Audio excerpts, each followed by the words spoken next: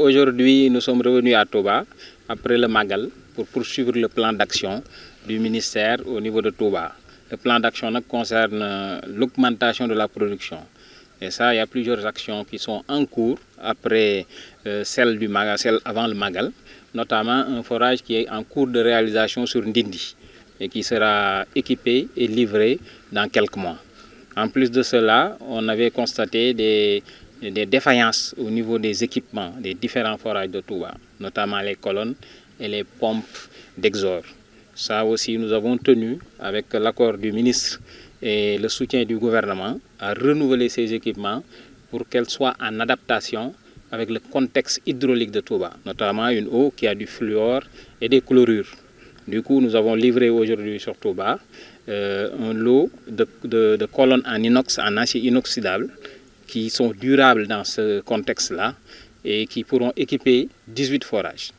Et le ministre a donné des instructions pour que l'année prochaine, que nous puissions équiper tous les forages de Touba avec des colonnes en inox qui seront effectivement durables. Nous avons fait le même travail au niveau des pompes.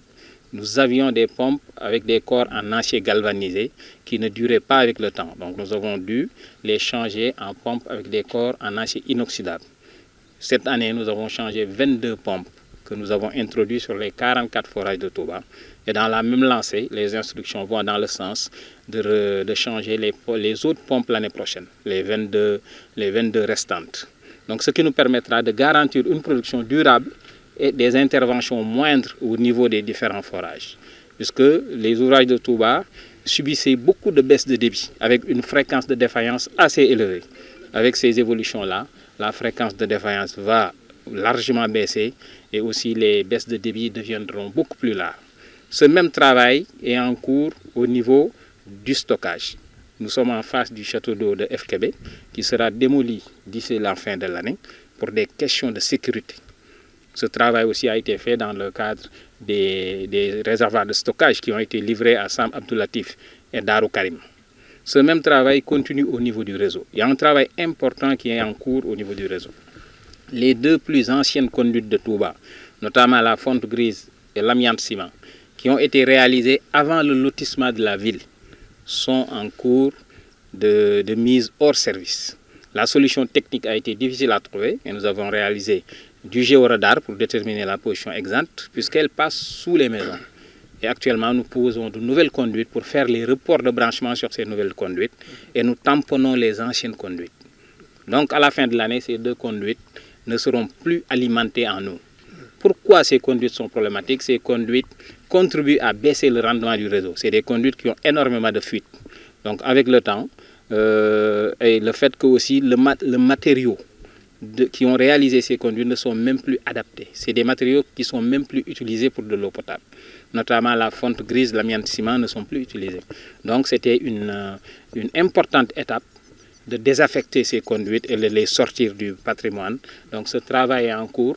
Nous faisons tout ce travail dans le cadre en coordination avec les acteurs locaux. En premier lieu, nous pouvons citer la commune qui, dans toutes ses actions, a participé financièrement, mais aussi à aider l'OFOR à aller dans le sens de la facilitation de ces différentes actions.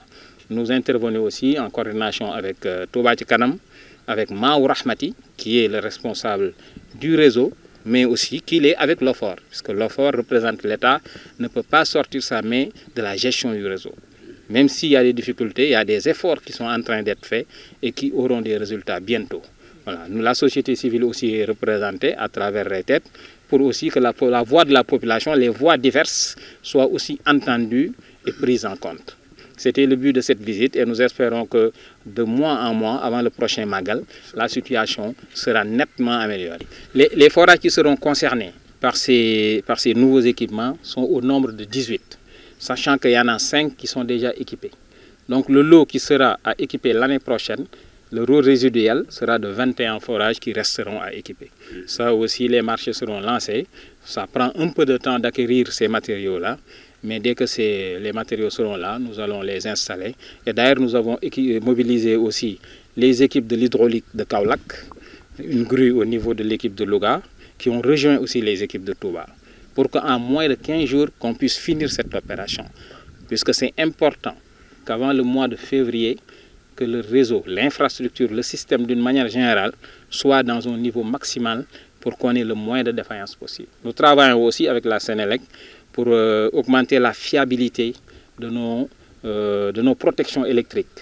Nous avons réalisé cette année les mises à la terre des forages, mais il reste quand même les parafoudres à mettre au niveau des forages. Ça, c'est une réalité.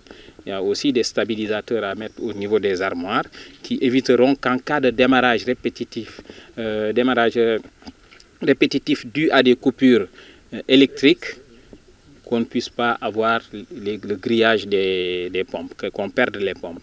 Ça veut dire en cas de coupure d'électricité, ces stabilisateurs vont arrêter le forage. Et il faudra une action humaine pour que le forage redémarre. Donc il y a des efforts à faire au niveau des protections électriques, mais aussi la Sénélec est en train de regarder pour stabiliser aussi l'alimentation en électricité. Puisque le forage est alimenté en électricité, et si l'électricité n'est pas stable, les équipements ont du mal à être durables.